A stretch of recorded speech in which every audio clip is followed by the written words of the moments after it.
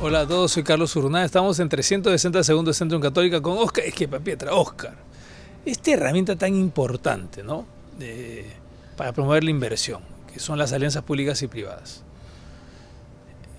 ¿Qué va a pasar con las alianzas públicas y privadas? Porque siendo muy valiosas, están en el ojo de la tormenta y me imagino que habrá un después. Hay un antes, ¿no? Hay cosas que se pueden perfeccionar. ¿Cuál va a ser el después de las APPs, Óscar? Buenos días. Yo creo que todo depende de cómo los actores, sea el sector privado y el propio Estado, reaccionen frente a estas frustraciones iniciales. Las alianzas público-privadas tienen un enorme potencial, como bien lo anotas, para promover la inversión privada y a la vez solucionar problemas sociales, de carencias de infraestructura, etcétera. Pero si eso no se hace bien, entonces termina convirtiéndose en un fracaso, se va a estigmatizar el modelo frente a la opinión pública y simplemente va a ser imposible en el futuro poder recurrir a esta modalidad. Hay que cambiar sustancialmente los aspectos de gestión. Lo primero que hay que hacer es introducir muchísima más transparencia. Debiera toda la información producida desde las comunicaciones que las partes en una alianza público-privada específica intercambien, todo eso ser publicado en el Internet. O sea, no hay ningún motivo para que sea secreto. Todo lo contrario, frente a la situación existente, lo que en este momento tenemos que generar es un shock de transparencia. Eso va a ayudar a devolver confianza en el modelo.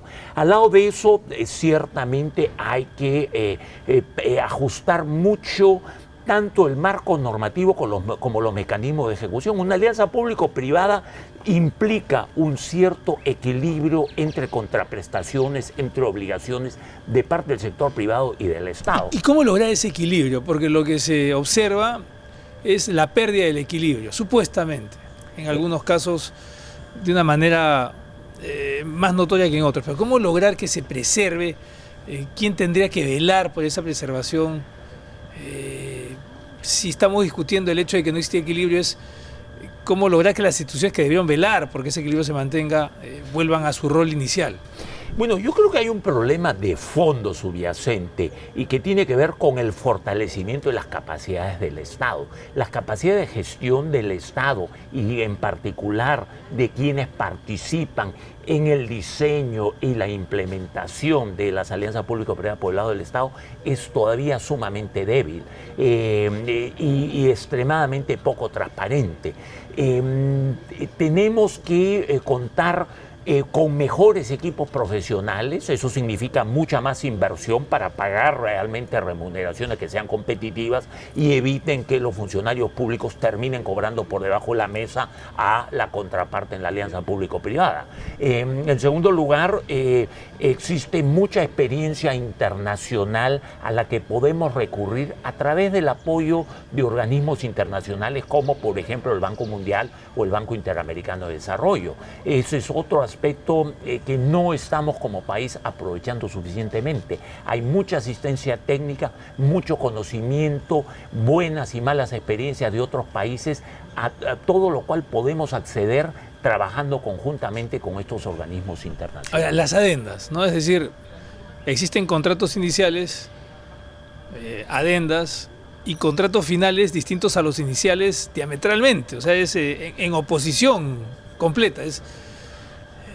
Pero por ahí nos dicen, pero las adendas son necesarias, los documentos y contratos no son rígidos, pero en las adendas muchas veces es donde se trasladan los problemas. Entonces, ¿cómo lograr contratos iniciales que sean más fuertes, mejores, menos susceptibles de manoseo? El problema de fondo es que en realidad se suscriben estos contratos sabiendo que se van a hacer un montón de adendas en el camino, a través de las cuales se va a desnaturalizar lo que originalmente fue contratado.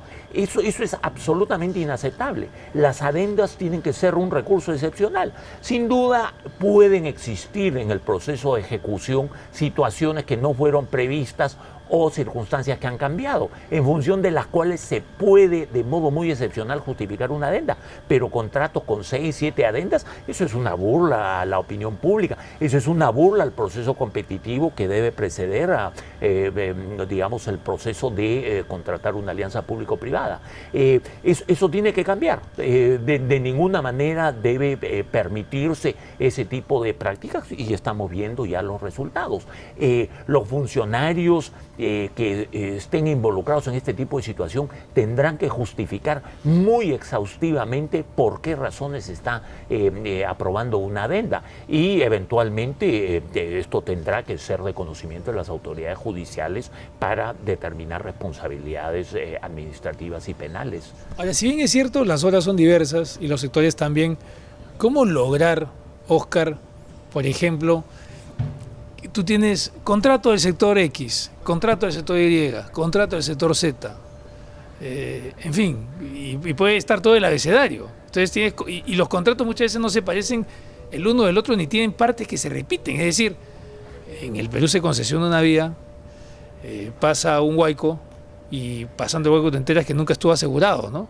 Entonces, esa discrecionalidad por la diversidad de orígenes de construcción de contrato y la discrecionalidad del ser humano es cómo administrarla mejor, es como no tener 1 millón de contratos. En otras economías hay instancias que se hacen responsables de los contratos, acá hay un contrato malo y nadie se hace responsable. Claro. Esto nos remite nuevamente al tema de la precariedad de la administración pública. Muchos de quienes suscriben y previamente redactan estos contratos son funcionarios de temporada en el Estado. Son gente que bajo la modalidad de contratación que tiene el Estado solo tienen una relación laboral de corto plazo y por lo tanto cuando las consecuencias de lo que decidieron en su oportunidad empiezan a vislumbrarse, ya no están dentro del Estado y por lo tanto las posibilidades de aplicar medidas de investigación y de sanción desaparece o se ven grandemente reducidas. Nosotros necesitamos un Estado fuerte con una administración pública altamente profesionalizada y eso cuesta. Esa es una de las primeras cosas que tenemos que los peruanos y peruanas darnos cuenta. No podemos seguir pensando en resolver los problemas del país gratis o simplemente con el peseteo o con la política, hay que decirlo, del cholo barato promovida por el propio Estado. La calidad profesional cuesta y hay que invertir en eso. Esa es la experiencia de los países, por ejemplo, del sudeste asiático que han salido adelante. Tienen formidable servicio civil, pero son unas burocracias altamente capacitadas y muy bien remuneradas. En función de eso se puede avanzar en resolver contradicciones con la siguiente. O sea, somos un país repleto de abogados, tenemos demasiados abogados y sin embargo la legalidad en el país, en lugar de mejorar, cada vez se deteriora más. Y por parte del Estado, el propio Estado se convierte en un elemento no solamente transgresor de la legalidad, sino que propicia este tipo de corruptelas que parecen más propias pues, de tinteríos, de Girón a Zángaro, que de realmente funcionarios públicos formados en la profesión legal. Eso tiene que cambiar. Muchas gracias, Óscar. Óscar Esquipapeta, hablando de las alianzas públicas y privadas, aquí en 360 segundos de Centro Católico.